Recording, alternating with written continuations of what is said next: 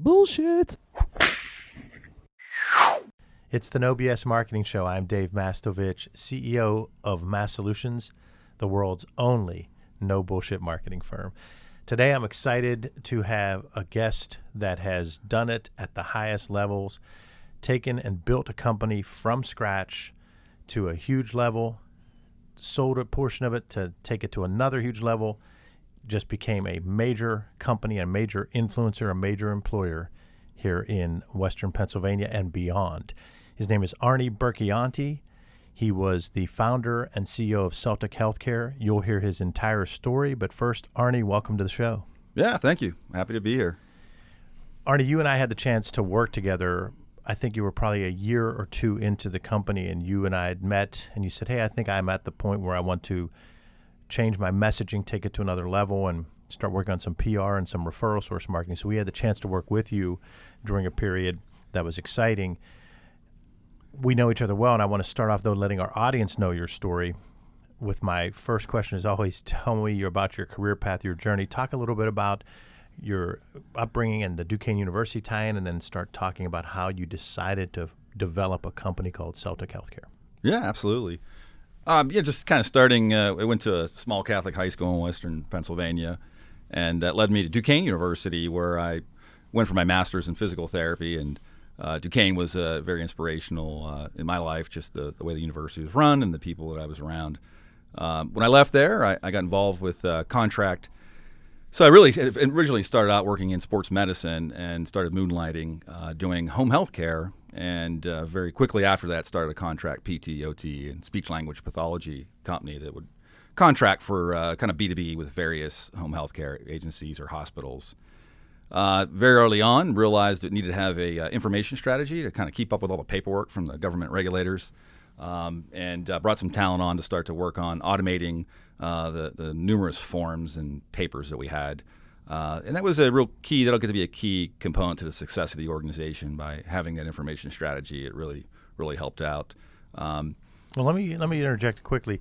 So when you started out, you graduated with your master's, and did you decide to immediately start doing your own business, or did you work somewhere else for a brief time? So I worked right out of PT school. I worked at a sports medicine clinic that was tied to one of the larger hospital systems in Pittsburgh. Okay. And but like day one, as soon as I got my boards, I also started moonlighting, doing home health care. Kind of grew up on a farm, hardworking. My wife was a nurse. I met her at high school. She was working nights, and I was working in the clinic during the day. So I would do visits, going house to house on the way home, seeing patients. And I realized entrepreneurism and leadership was something that was a gift that I believe a God-given gift. And there was not a whole lot of opportunity in the mid-'90s in the outpatient physical therapy arrangement. There's actually a lot of consolidation going on. And I really was fond of the generation, this great generation that is now, no longer with us for the most part. That being able to go in their house and care for people who fought in World War II and been through the Depression. I mean, they were some of the hardest working, great Pittsburghers. And you walk in their house and they're tough as nails. And to be able to be a physical therapist that's trying to help them navigate their house or recover from a stroke or some kind of a injury that they would have, it was a real blessing to be able to do that. And then you'd go to the clinic the next day and you'd have someone with a workers' comp injury who may be malingering. And you're thinking, wow, I just want to get back over to see this 90-year-old guy. He just wants to be able to walk to the bathroom, who's been through the Battle of Bulge and kind of. So it was inspirational for me, both from a perspective of I felt like I could make a big impact in the patient's home when I would care for them. I had a love for the history of this person and what they were trying to accomplish.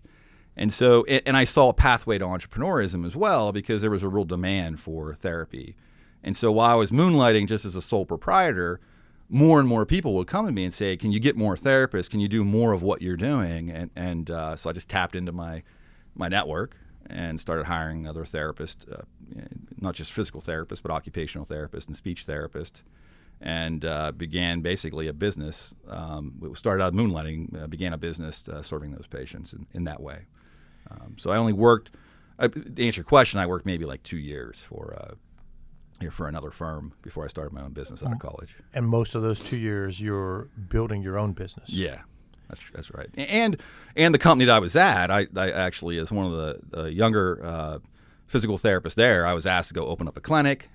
so I just had the drive. I had the ability to motivate people and to really put in the extra hours that were needed. And so there was a career path there if I wanted to stay, but I knew I wanted to work for myself. I knew I wanted to build something and create a vision, and home care was where it was at. You begin the moonlighting, and you have the wherewithal to begin to hire other people underneath your umbrella. So that showed some leadership acumen very early. At what point in that 2-year period was there a point where you just said, okay, now I know this is what I'm going to do? Because when I talked to a lot of entrepreneurs, I had a similar path as you. I worked on the client side. I was a chief marketing officer. I always sensed that I was going to do this. And there was a point of, after doing a little bit on the side to help some friends, I realized now is the time. I can actually remember the moment that I decided that I was going to do this probably for the rest of my life. Was there a turning point that it just made you think this is it? Actually, it was pretty early on. I realized that again, I had no college classes in business. I got a degree, a master's in physical therapy, wonderful program at Duquesne University, a lot of work to get through those boards.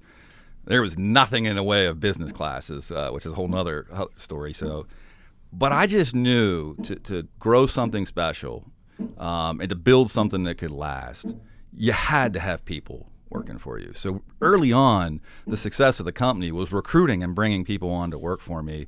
And so I tapped, a lot of fellow classmates, a lot of individuals that I got to know through either trade associations, and worked for me. A lot of them as contractors. But I knew really early on, there's no way that a sole proprietor, I couldn't do this all on my own. I was driving 3,500 miles across all over, Western Pennsylvania, serving patients, and the economics end. There's only so many hours in a day that you can give care. You had to multiply, and so it got to the point where I had brought on close to 50 therapists early on in that business. But I think what you're asking is, so having 50 therapists, very level reporting to me is not a model either, right? So there's an evolution of building and learning and getting advisors and understanding that, success is about getting people around you that are stronger than you. And I think I identified that early on. I was able to motivate and persuade people to come work for me around a cause. But then I realized I don't know how to manage. I really don't know management. I didn't get a degree in management. I had some God-given gifts, but there's a way in which you do it, right? And you could study it. And so I don't know. I didn't understand the law, legal matters or tax and accounting matters. So I spent a lot of time early on in the business getting great people around me. And it's hard to do when you're a young company. The best talent doesn't want to, they want to work with the bigger fish. And so I made it my point to go get the best and keep them attentive to a small business. To this day, some of those individuals are still advisors to my family and to recommendations to other companies as well. You always had the ability, in my sense, from observing you way back when, you knew how to ask for expertise, and then you were able to quickly evaluate whether that person or that company was the right one for the expertise, and if they weren't, get another one. But then you listened. What I liked about when you worked with us is we would talk to you and say, here's 7 things you need to do. And you would say, well, I don't like that one and that one, but those 2 we can do immediately, and these 2 let's do over the next 6 months. I think that sounds so common sense, but it's rare, and that's a unique ability. Yeah, I think that's the challenge that I see right now, in my story in growing and building this business. I've been around and still around some very bright people. I would say the Ivy League folks that are brilliant, and a lot of times they like to let you know how brilliant they are, but they just lack sometimes, not all of them, it's not characterizing, but often they lack the ability to persuade and to motivate others around a common good, or to get out of their own way and realize that maybe they're wrong, or maybe you do need to slow down and listen and truly listen to what the customer or what your peer is looking for.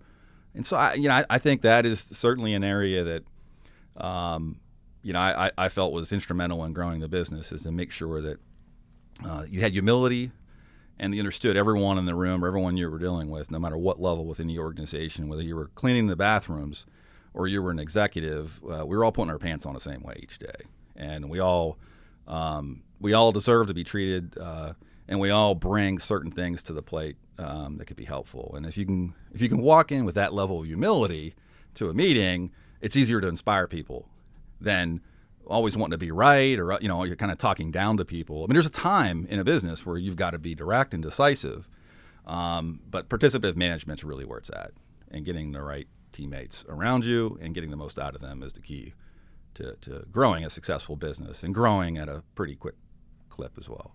I remember one of our early conversations, and I just have like a crazy memory, but this is probably 2006 when we had this conversation. And you told me about something you did that I was impressed with, because you had started a business while you were working somewhere else. You grew it very quickly. It was financially successful, and you're continuing to grow. And you did what you just said, so you practiced what you preach. You told me about the program at Pitt that you did. Talk about that and the impact it had on you. Yeah, no, that's great. So the Institute of Entrepreneurial Excellence, they also have within it a fellowship, an entrepreneur fellowship program. And I was fortunate enough to become familiar with that program, to enroll and go through the fellowship. And it allowed you to work on your business. And the program now is embedded pretty closely or within the University of Pittsburgh. It was loosely affiliated when I went through the program back in 2007. Oh, so I was wrong. I thought it was 2006. So our conversation was probably 2008. Yeah, somewhere. I was in that. Yeah, and so, that program, you would go each month and work on your business with world-class speakers who would come in, and you just evolve through the strategy of your business. And it was so impactful that I put 3 more key employees over the next 3 years from my company through the entrepreneur program. And I've referred many people to the program. I serve on the board of that institution. It's a wonderful tool and a wonderful program for small business. And so that fellowship, after the fellowship, you get in these round tables and you can meet quarterly and just work on your business.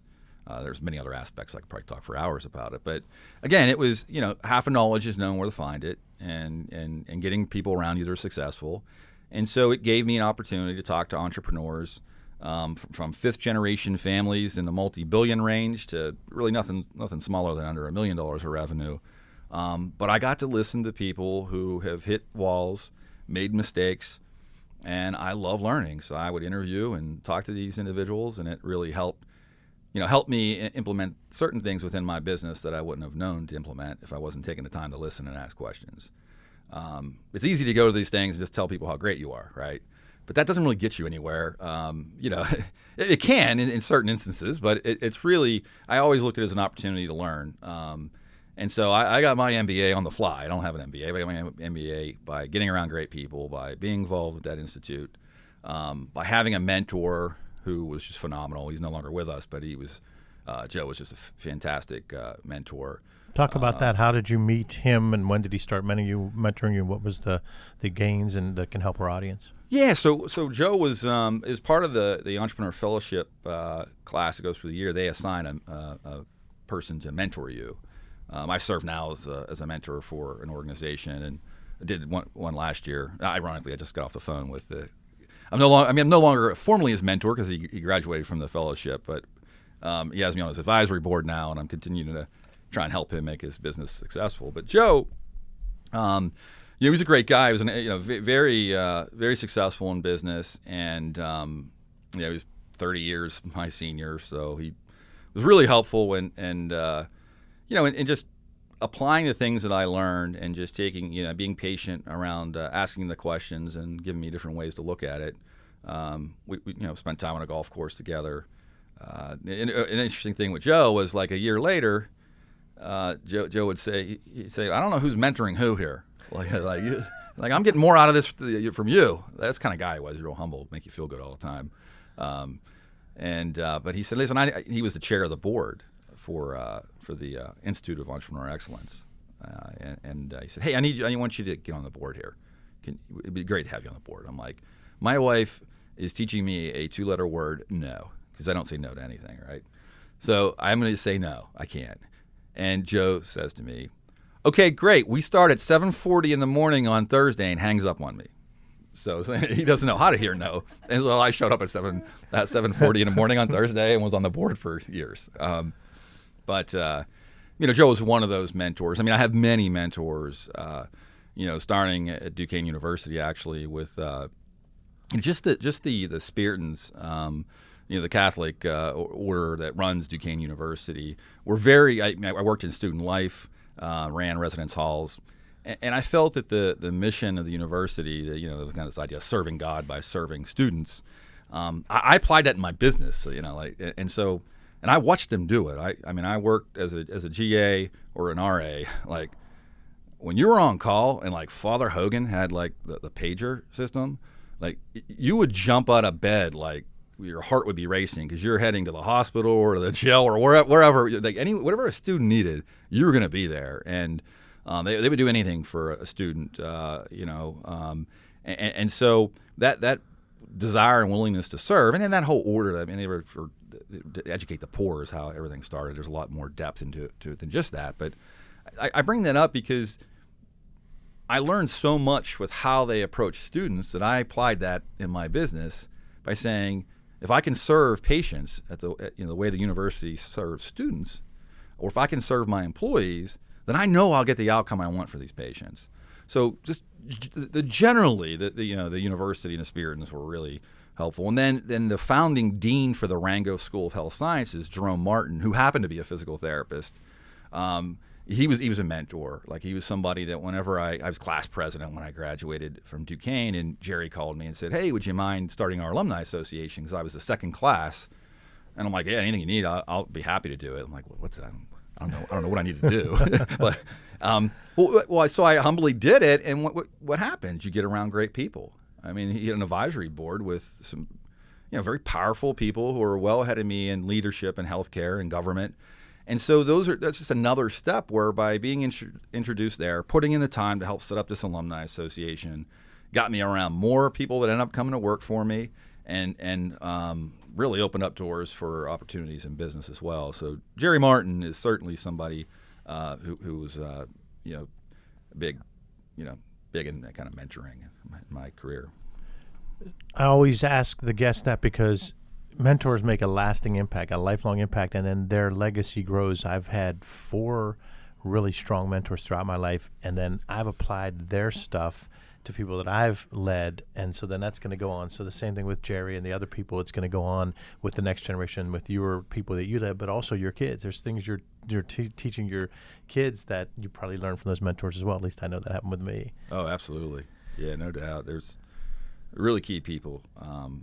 As time went on, there were other mentors from, Dr. Sandy Calkin, who runs the Institute of Motivational Learning. We use to build teams, talent management, behavioral assessments, and became a dear friend and was really helpful in learning what makes people click beyond the resume and the degrees. What are the behavioral styles? What are the dimensions of that person that are important, and how do I serve them?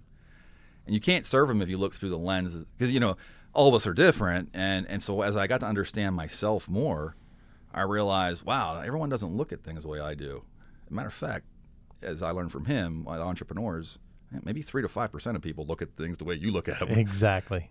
And so that was another mentor, as you mentioned, mentors, who was someone who I still work with. That met him in 2002, and he's been someone who's really helpful in many avenues of building a business with your children. I mean, everything from your children to your spouse to any relationship that's important. He's someone that has helped me quite a bit. That's Arnie Burchianti, and we're only 10% into his story. There's a lot of exciting stuff to come here on the No BS Marketing Show. Arnie, one of the things that you had developed and you touched on in the beginning of your first answer was how you had all this paper to get billing and to meet regulations and requirements. You took a proactive approach from an information technology standpoint way back when. I'm guessing this is 2006, 2007, 2008, 2000, somewhere around that time. Talk about it, because it later became huge to your company. Yeah, actually, Dave, this was in 1996. So I graduated my master's in 94, and I started the moonlighting. When your boards came in sometime in 95, the way I remember it. And so by 96, I am fed up with paperwork. You got triplicate forms. There's 16 different forms, and we had probably 20 contracts. So you do the math. Like every company had 16 different style of forms that met Medicare regulation, and they were in triplicate form, where you had to like keep a copy for yourself and send a copy to the doctor and drop off a copy at the office for the company you were doing work for. And what I realized early on is, how's this helping me serve patients? Surely, if I want to care for these patients, I've got to do the paperwork, or there's no resources, no payment from the government. But there's got to be a better way. And again, I go back to the Rango School of Health Sciences. We had a health management systems program. And I went in and I talked to the department chair of the health management systems, which had a technical bend to it, explained my concerns, and was able to get some help on the first iteration of collecting information digitally. And it was pretty powerful, because what I saw was, by collecting the information in a digital format, it gave me the ability, one, to apply clinical best practice. So I can go out to the American Physical Therapy Association or National Associations for Speech and Occupational Therapy, or look in the academic world and apply the best tests and procedures and measures. And those weren't on these duplicate forms, I can tell you that. They were pretty generic. So one, apply best practice, and then have the bottlenecks to assure that your clinicians, because now as you're scaling the business, how do you get every clinician to apply that test and measure or that intervention to the patient consistently? And then how do you move that information once you have it? And that was really, really helpful. So what I was able to do was to by applying that across each of the therapists, I cut down the therapist time on paperwork administration. So here you are coming out with your master's in physical therapy. Now it's all doctorate level physical therapy. And you were spending 75% of your time with paper, not the patient. And that bothered me every night, and I wanted to solve that. I wanted my hands on patients, caring for them with their physical problems, and to do that, the technology, was early at that point, but the foundation originally was to solve a problem and to give better patient care, and then it led to a lot more than that as time went on. Being a messaging person, I was always impressed that you committed to actually messaging around what became affectionately known as CIBS. Oh, yeah. So you took and called it the Celtic Information Business System. Am I correct? Yeah, it was Celtic Integrated Business Systems. Your memory's good. This was years ago. But the reason I loved it was because CIBS became the term that everyone in the company talked about, and I've got to believe that helped you with, we're talking about selling your company, and we can even just jump to that, then we'll go backwards to talk a little bit about the growing years, but let's just jump to the really super exciting one. Celtic grew to the point where you knew you needed to go to the next level to achieve scale from the financial investments and capital. So talk about what that led you to, and how did you end up with Graham Holdings and the excitement that happened there? Yeah, so what started out with trying to solve a business problem, largely to give better patient care and give your clinicians the ability to have more time with their patients and less on paperwork. What it led to was better earnings, better quality, better earnings. But it also, it's a different business, right? So when you wake up in the morning, am I running a healthcare clinical, clinical business where we're caring for patients, or am I running a technology business? Because it all sounds great, but anyone who's been in technology knows that, especially in the 90s into the early 2000s, and maybe even for some companies still today, everything was over time frame, over budget when you were building custom software. And there wasn't a lot of margin in this business to be able to do that, but we kept grinding, and we kept focusing on how do we improve the way we're developing software to support the needs of the business. But ideally, the clinicians, as we started to grow, from 50 employees to 100 to where you grew it to over 3,000 employees, it was part of the culture. Like, we sat with nurses and physicians. They collaborated. They were part of the CIBS system. And so that information strategy had such a sustained competitive advantage over the industry, which many companies were either using paper or they were renting a software solution off the shelf. And most of the software solutions at that point, it's gotten better now, were really cumbersome. Were actually probably equally as bad as filling out a triplicate form, because there was just so many screens, and the poor nurses couldn't get connected at night to upload it through. We used to plug into the wall, you plug into your phone line and dial in, to where then cellular came around. But cell phones in rural Pennsylvania and other rural areas, sometimes isn't reliable. So it became other challenges, and so we continued to keep a patient focused and employee focused around that. And so then markets and legislation largely run our business, and there was a sweeping major change in payment to home health care, which was came out of the Balanced Budget Act. And that really hit home in our industry in about 2001. About a third of the industry went out of business. And that was because it used to be cost plus, which meant, from my healthcare background, I remember why home health was so part of our strategic marketing efforts, because we knew we could get cost plus. You could put in administrative costs and everything into that, and you could cost plus in a percentage, so you knew you were going to get a margin with anything you did on home health. So when we're running a healthcare system, we know that home health, regardless, we're going to be okay, and that's going to get us some margin. So this Balanced Budget Act eliminates cost plus. Yeah, and moved it to a prospective payment. So instead of cost plus, they, through a battery of questions that you would answer, a lot of paperwork around the patient's function, their disease state, and many other factors, you get one. At the time, it was like one of 153 payment categories, and it was a lump sum of money. It was broken down in payments, but it was a lump sum, and then you had to manage this patient and your cost around the needs of that patient and continue to be compliant. The great thing was for us is that was when we were just getting started with my second business, which was a Medicare. So going from B2B contract therapy to becoming a certified home health care, licensed with the state and with the federal government. And I realized at that point there was not a solution that I could purchase and apply to the business, but my contract therapy solution was not enough to go from a B2B business over to a fully integrated home health care and hospice provider. And so we made a decision at that point to be successful. We got to keep building. We got to keep building software. And so we looked at the rules and regulations, worked with great engineers, and we built a workflow system that matched up with the new payment system. And while the rest of the industry was struggling to try and retrofit into their cost-based model, we were just running, and we were doing really well because we built something that matched a new regulation. So it gave us an immediate competitive advantage and allowed us to scale and grow quickly. And we became a place people wanted to work because they heard about the usability of our systems. Because at the end of the day, you got to hire nurses, you have to hire therapists and the workforce. So it was helpful in recruitment, certainly helpful in retention, and then gave us the edge as it relates to just all the business, the economics in the business when that whole payment change hit and happened.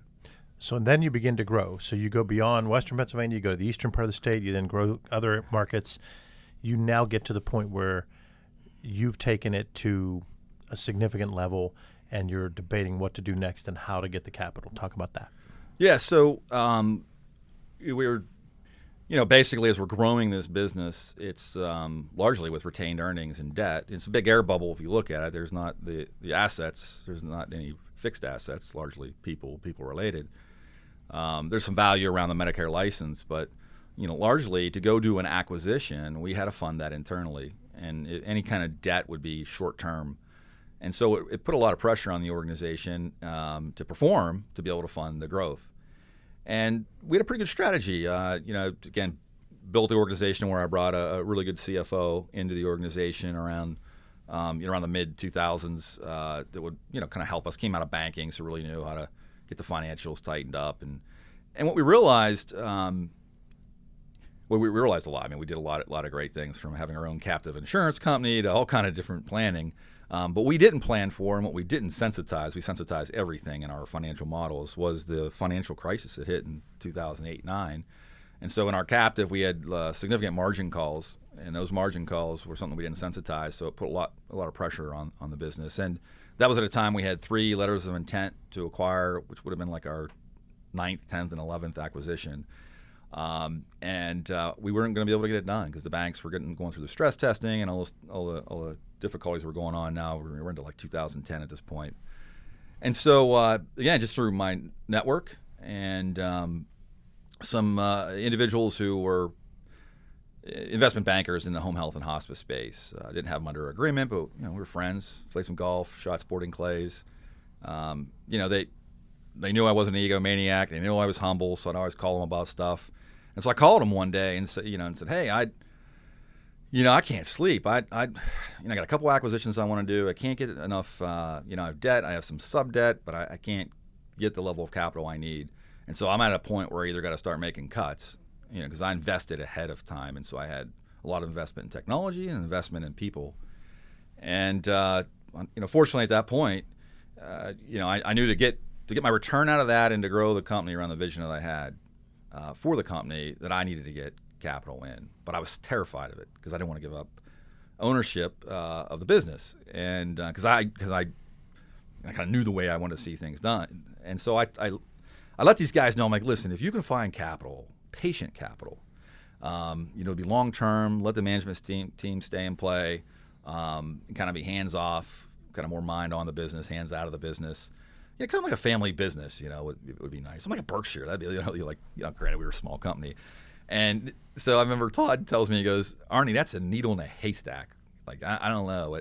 I says, well, I don't need to do anything. I'm not tripping covenants, but if something comes up, let me know.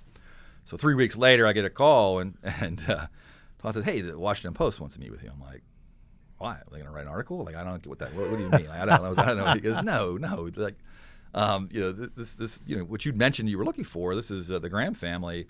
They're really, kind of their investment thesis is very similar to Berkshire Hathaway, and obviously Warren Buffett was part owner of that business and for years, and so they had a very similar philosophy, and they were looking at our space in home health and hospice, and they looked at, from my understanding, looked at a lot of companies and didn't find anything that kind of met their criteria. This idea of economic moat was a key term they used, which is what's unique about your organization that sets you on a moat away from your competition. And because they already picked the industry, so somehow they got connected with the private equity or the capital guys that I'd mentioned, the investment bankers, and they said, you may want to talk to this small company and this guy Arnie and a small company up in Pittsburgh. They may have a pretty good information strategy, and so they came up, and first meeting, was two guys came in and asked a lot of very good questions, and I had to run out to another meeting and kind of let them navigate over to meet with my COO at the time, and then my CFO, and I didn't think much of it, and then I get a call like a week later. They like what they heard and ask us to come in to Washington D.C. to kind of hear more about. Well, they're going to ask more questions, but also to hear more about the Graham family and this, and what it may look like for them to invest in the business. And long story short, it was the next meeting went really well, and it was exactly what I was looking for. Have someone who was not, it wasn't a strategic, or it wasn't a publicly traded company in the space who would apply their playbook, rip everything out and apply their playbook, which could be done. It could be done very successful, but it wasn't something I was looking into doing. And it wasn't necessarily a private equity firm, not at all, which is looking at, putting a lot of debt on the company. Again, not that that's a bad thing, but putting a lot of debt and trying to get, grow the business to flip it. I want to make sure I had some control of the growth. Uh-huh. And that was kind of what Don Graham, the folks from Graham, their philosophy was, you build this business and grow this business the same way you had to this point. I mean, certainly, obviously, financial metrics that need to be met. And so it was perfect marriage to have them invest in the business for the management team. I immediately went from hours and hours of, my 70% of my day was looking at the balance sheet prior to that, because it was constant challenges with doing acquisitions, funding IT, and growing. It cost money to grow.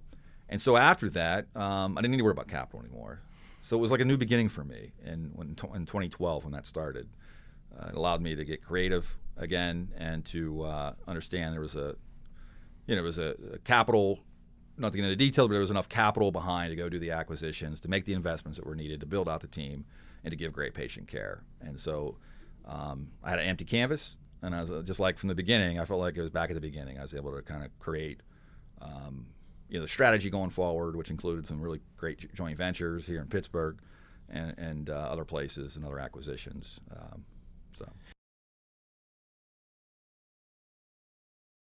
Understanding who to find that knowledge from, and then being able to listen to them. And I've always found you, I've mentioned a couple times, I've always found you to be able to take advice and implement it. And that's a big aspect, and that's part of being humble. You're also humble in that these are some major players that you've met with, and I know you don't name drop or anything like that, but just talk a little bit more about what it was like to be talking to these major players that are national names, and you're meeting people and so forth, and you're dealing with people that own the Washington Post. They're a famous family. You're interacting with all these people way beyond Pittsburgh, which Pittsburgh is a nice, small, big city. It's not a major size city like that. But talk about some of that, because I always find that to be really encouraging to our listeners, because you started out humble and working hard, and then you're at the highest level talking to financiers that are at the top. Yeah, I mean, I'll give credit where, I really believe, again, back through my Catholic upbringing, and I mean, I think, a lot of these things come together. It's kind of God's will in many ways, and I've got a lot of things to be blessed about, and I think I made, certainly by being humble and being open and being, out there communicating with a lot of people, these opportunities came. So I think first just recognize. I mean, I had to recognize right away that it's not just about me. It's about building had a great team, a great information strategy. You had a good relationship with some of the top investment bankers in the space, and there was no economic reason why at that point. We're just, these guys were busy selling businesses, but I took the time and attention to build those relationships so that whenever I called, I didn't know I was going to call. When I called and said, listen, I need help. I need to find some, it's individuals like that brought, the Washington Post to the table. And I would say that as I learned about their story and this, Katharine Graham, and I mean, her bio is fantastic. The woman's amazing. And Don Graham, as I heard the kind of questions that were asked by the Graham family and the way they looked at the business, it was a wonderful marriage, right? Because it was, for them, it was about building a great business and doing what's right. It was very key that there was a real concern or a key around the patient care, and so, but at the same point, there were certain fundamentals when you're trying to structure a deal. When it's intimidating when Don Graham's saying, "Yeah, I'm talking to Warren Buffett today," and I mean, it's like, well, okay, wow, he says that's not many companies can grow at that level and be successful, or remember the old Ted Williams comedy guy. One of the first few meetings, I wanted to get some direction from Mr. Graham, and I'm like, so I got like 8 acquisitions I'm looking at, like, and here's what they look like, and what would you, how would you, what criteria would you give me? And he just looked at me like, well, we bought you and your management team, like we expect you to make those decisions, kind of like, go whatever you think's, and he said, well, whatever is best for the grandkids.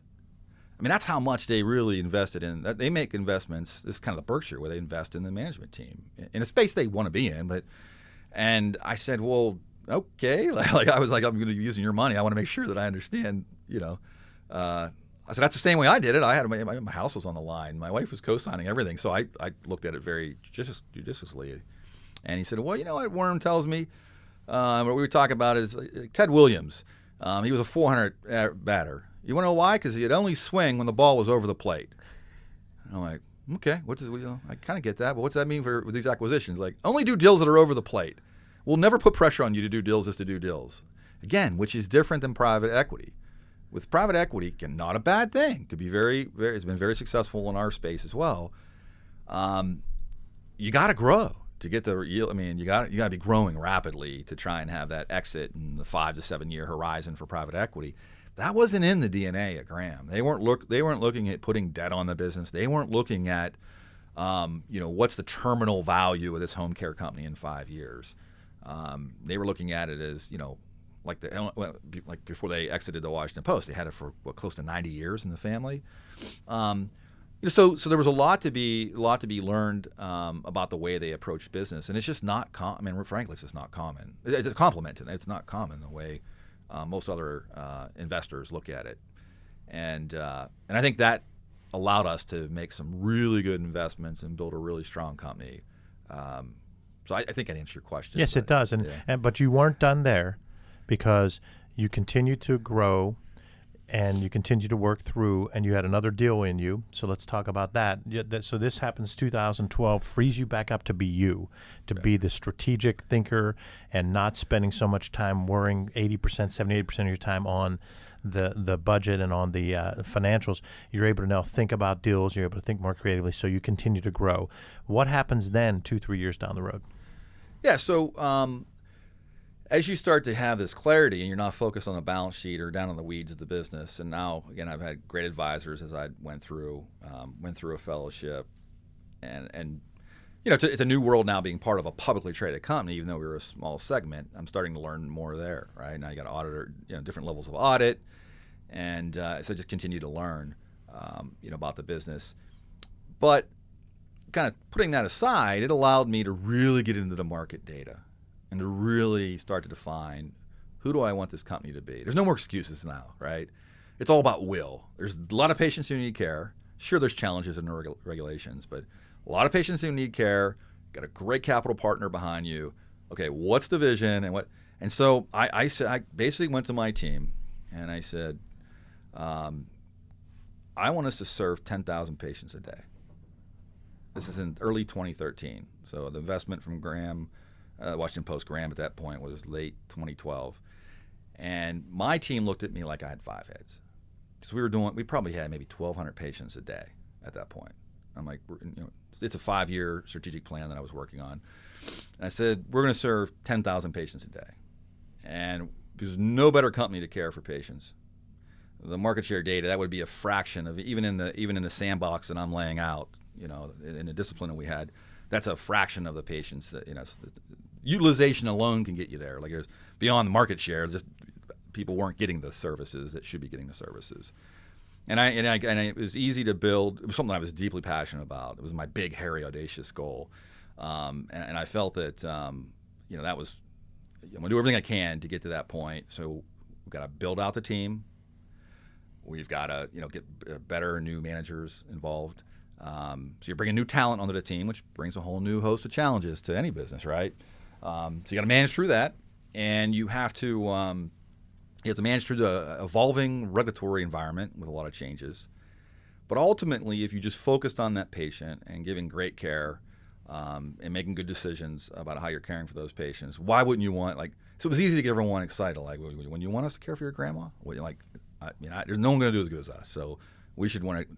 And so everyone got behind it, and we knew the way to do that was acquisitions, joint ventures. We got into the data, got into the marketing information, and realized that one of my mantras was, I want to be number 1 or 2 in a market. If it can't be 1 or 2, let's sell and get out. So that's pretty confusing, right? Like, you want to serve 10,000 patients, you want to grow, but now you want to sell. Like, no, I don't want to sell, but I want to understand that if we're going to provide great patient care, you can't be a small fragmented business, you know, in between large giants getting beat up where they're taking your employees, and you're just not going to be successful.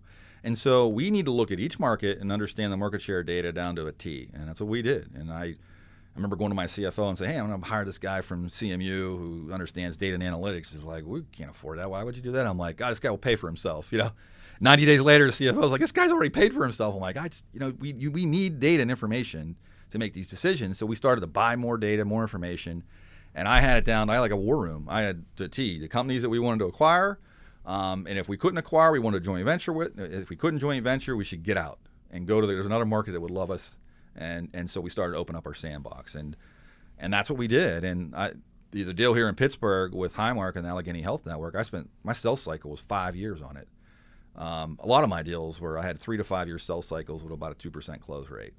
And so I tell people, you know, people cry about, you know, sales and, you know, not being afraid to hear no.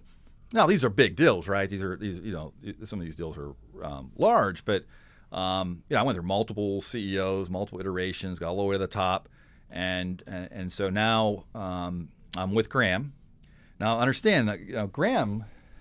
So I basically get pretty close on this joint venture with Allegheny Health Network and Celtic Healthcare in Pittsburgh, and when I approach Graham about it, they look at me like I'm nuts. Like, we just invested in your wonderful business, and you want to do it. You want to actually roll it into a joint venture where we're going to be minority partners. We don't like joint ventures, Warren. Like, this is a comment. Like, we just don't like joint ventures. Like, so I had a lot of work to do to explain, because again, why would you do a joint venture if you can do a contract, right? Well, contracts are illegal in health. I mean, like, you can't contract for patient volume, and it's fraud and abuse issues. You have to have a meaningful business and true joint venturing. And so I had a lot of work to do to educate Graham, because fundamentally they just as soon continue with the wholly owned business, which was like third in market. And so the market was, you had UPMC at the top, you had High Market and Allegheny Health Network's home health number 2 position. And then there was like a religious-based group that had, we were kind of neck and neck, third and fourth. And then there were 85 other home care agencies competing for the remaining 20%. It was chaos. And no matter how good our care was, we were slowly eroding market share. And so I went to the leaders of both UPMC and AHN, because I knew I had to strike a deal with one of those two, or we need to get out of this market. Because I knew we can invest our money in other markets that we can do better in. And so, again, I had to be humble. I had to work with good advisors and counsel. I finally found an attorney through my network with Jones Day out in the West Coast who was able to help me educate Graham as to why a joint venture with like Allegheny Health Network would be a wonderful thing. And they did. Once I took the time and educated them, they understood that, wow, that's wonderful. Don Graham actually came into Pittsburgh and met with some of the leadership at that time of AHN, and we got the deal done. And I would say that that's a hard deal to get done. A lot of years to get it done, and then when you finally have it ready to go, you got a capital partner who really don't want to do a joint venture, so I had to cross that hurdle. And we were going to enter into an agreement where we're a minority partner with a pretty clear exit. Because they're building their own integrated delivery system, and they wanted to get us, want us to get in there to get them help, but probably take it back over in a 5-year window. And so it took a lot of agility, a lot of triangulating, a lot of patience in trying to manage a deal like that. And we had very, very great results. I mean, out of the gate when we pulled those two. So you had a business who was in Celtic who had a good information strategy, great management team, looking for more market share in this market and couldn't get it. And then you had Allegheny Health Network, which was trying to, older system, had, all the volume they could really need, and didn't have a playbook to implement against it, both from a profitability perspective or from a capture perspective. Putting those two together, and we had tremendous, when we hired like 400 nurses in the first year. There's always challenges in growing, but I'd say there was a success story in where their earnings were to where within 3 years where it ended up being. And continues to grow and be successful across their system right now. What are you doing now? What's your next big idea? Yeah, so I exited the rest of my minority equity about a year ago, and really maybe just leave that chapter there. And I got a 16-year-old daughter and a 14-year-old son. And build a business like I did. Your sacrifices on the family side. So, I prayed about it a lot. I thought about it a lot. And as you're growing and building a business, and you have capital partners and you have joint venture partners, as much as you don't want it to, the dynamics of the business change. And so, I loved that canvas. I didn't finish that one story. I loved the idea that in 13, I get a call from the data guy, from Carnegie Mellon University, and he says, "You won't believe it. We had 10,000 patients today." That was in 2016, right? From 13 to 2016. Actually, no, I'm getting it wrong. 2017, I guess it was. And so just the way I'm wired, I'm like, all right, I got to set my next big audacious goal and vision. And as I started to set that, I felt like the business needed to pivot more into the hospice space. Needed to do some pretty large acquisitions in that space. Did an acquisition of a company, residential healthcare up in Michigan. So when you put all those things together and you grow a company that's now 10 times larger than it was even 4 years prior, a lot of things change. And, those changes, a lot of the business was a ministry for me in many ways. It was about the patients. And I just found myself sitting in a lot of meetings and just listening, maybe losing some authority and control that I would have wanted, all part of what I signed up for and got paid for. But I just lost that. And it got to the point where it was like, I got to go to this meeting today. I never had that. And I'm like, I'd love to go take my son golfing or do something. And so, I became very vocal to other people within the organization about what I felt. And, some people aren't tolerant to that. And they didn't want to go in different directions that I wanted to take it. So I thought it was time. it was time, and there was good optionality within the agreement to exit. So which was fruitful for my family and for some of the philanthropic type work that we want to do as a family. And so, spending more time with the family, and doing more involved with the church, and Duquesne University is real important to me. And then I decided, try and give back, serve as a kind of advisory board role for a couple companies that, I believe in the people. And then from an alternative investment perspective, I made a decision to kind of manage my own. BNY Mellon does a wonderful job for our kids' trust and for my wife and I. But, my equity in Celtic was always our alternative investment. So I didn't look at any other alternative investments. But now that I had the liquidity event, I went to Mellon and said, hey, I want to handle my own alternative investments. I want to make some investments. So largely it's investments that are opportunistic around companies in spaces that I know, but most importantly, it's investing in people. So the jockey, I look at the jockey. So I made an investment in a Vinca company that really focuses on end-of-life choices, or high technology. Two guys out of Stanford, got a great business, invested and serve on their board, and just love what the business is doing around end-of-life care. So that's, again, that ministry to me. I really, really love hospice care and what it can do in caring for patients toward end-of-life. And these guys got some really great stuff around making sure patients' choices are fulfilled. One in a real estate, middle market kind of real estate play. The gentleman is just, I call him a financial engineer. The guy's kind of brilliant. He put his model in front of me. I'm like, well, I don't understand it, so it must be pretty good. So no, I had a finance guy look at it, and I said, I like this guy. He's really good. We should invest in it. And if you think the numbers work out, pretty passive on that one, but I do believe in the gentleman who's running it. And probably the more notable one recently was Helltown Brewing. I invested, bought a majority share of Helltown, and then together with the president, Sean Gentry, and I bought Rivertown out of bankruptcy. So, and I'm able to, from a distance be involved. I'm not in day-to-day operations, but I have a lot of experience. And you get to drink beer? And I love beer. Yeah. I love Helltown's beer a lot. And coming to grow to really like a lot of what's going on in Rivertown beers as well. So it's just fun to watch, because I think that space as well. When we have through the bankruptcy, we're at 30% capacity on their facility, so a lot of runway to grow. And I think consolidation is coming to the craft brewing industry at the lower levels in the next 3 to 5 years. I think it's going to be a chance for roll up and consolidation. So those keep they're not a lot of my time, maybe 25% of my time, but it keeps my because people say, well, how could you be retired and not work 48? I'd say it was a big adjustment, but it would be really hard if I wasn't involved with those companies, just because I'd like to, and a few other advisory board where I can, offer some guidance and support. But this chapter now is about just making sure that I take advantage of the gifts that I've been given and serve others where it makes sense, where I think I'm guided to do that, and certainly be more present for my family for sure. Arnie Burchianti, it's been an amazing, successful story that you've done, and this show's about leadership and communication. And to do what you did took strong leadership and excellent communication. And communication is beyond just branding. It's beyond just talking to employees. This was relationship building with a huge network, which led to Graham Holdings and other opportunities. So the show's about leadership and communications. You exemplify it, and it's impressive to hear, and really enjoyed hearing it. I want to make sure I do throw out the one question I always like to ask is, what's a tool that you think you've used over the course of your career that might help members of our audience? It can be anything from how you organize and plan your day, how you set priorities. It could be an app. What's a tool you think would help our audience? Yeah, I think everyone should apply. If you get the book Rockefeller Habits, and then Scaling Up is the second version that came out, it condenses a lot of what I learned in the fellowship.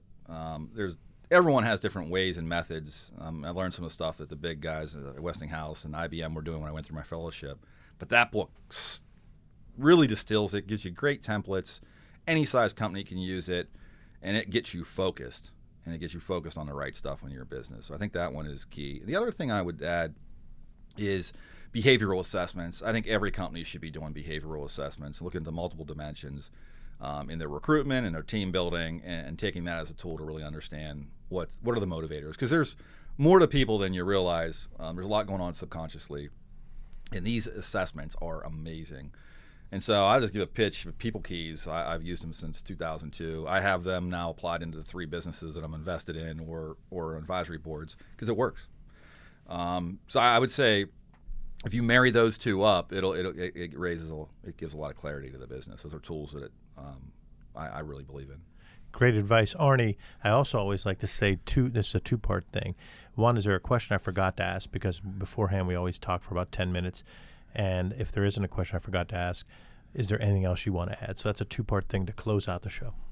Yeah, I mean, I think that, I think when you decide the bullshitters, right? I think, I love that whole mantra and everything because it's really needed. I think in any business, if you're trying to build something great, it comes down to, people. Every business, it's about people. And granted, other things like technology or enablers, accelerators, but you can have the best technology, you can have the best product, the best service. If you're not able to motivate people, it's not going to work. And I think trust is really the key. So if you can build trust, and you do that through communication, you do that through aligning around goals. These are skills that people just overlook. And I think where there's alignment, there's power. And so if you can gain trust, you can communicate effectively, and you can get people aligned around a common goal within the organization, and the team has a level of respect for one another, a level of tolerance. There's no tolerance in society anymore. I don't get it. A little bit of tolerance would go a long way as well. Because we're all, in one way or another, sinners and have problems. But I think because when you don't have tolerance, and you cast judgment, and when you cast judgment, you lose trust, and it all falls apart. No matter how great your product is, no matter how great your services are, when a team around you, the people around you, lose trust or aren't tolerant or cast judgment, it's just a mess. And I think those are the skills more businesses need to focus on. And that's why, if you look at the research, what is there, 23,000 businesses in this country, and only 4% make it over $1 million in revenue. You mean top line or bottom line? Top line revenue. Top line revenue. So 23,000 companies. Wow. And only 4% make it over $1 million in revenue. So Massolutions makes it in the top 4%, and Celtic was big time in the top 4%. Yeah. And I think the number is 0.04% of the 23,000 make it over $10 million in revenue. Why is that? It's the skills I just mentioned. It's about leadership, and using these skills in leadership. And certainly it's about systems and processes that release you to be, but those alone won't work. I think those are all critical. And then I think maybe thirdly, which obviously fits right in with what we're here today, you understand your customer, and you gotta understand your markets, right? Your markets, legislation, and customer. So if you have all the great intention and tolerance and great systems, but you don't understand your market, that's not good either, right? But I would say that a lot of people they got great systems and kind of understand their market, but they just can't long term execute because they just don't have a good culture, a culture that I kind of went through. So that's the no bullshit piece, and people have a hard time hearing that. People with their Ivy League degrees, not to that 5 times smarter than me sitting in a room. They don't teach that in school, I guess, because they want to look at the spreadsheets and they want to run the numbers, and they don't realize why you could go to a board meeting and you yell at these people all you want. They don't trust you, and there's these core attributes that are required in a team to be successful aren't there. And if those individuals would focus on that more, they'd get greater returns. That's just what I see. And so that's the area I like. That's where I get meaning helping now any company. I don't care how small they are or how big. If they want to focus on those attributes, that's an area that excites me, and I think I can make a meaningful impact and on them and their customers if they want me to. Couldn't have a more no BS way to end the show. Thanks for being on the show, Arnie. Yeah, you bet. And to our loyal no BSers out there, thanks for listening. And to new listeners, make sure you sign up for your weekly no BS marketing fix by going to massolutions.biz. And as always, remember, ask yourself, what's the big idea, and build your story around the answer.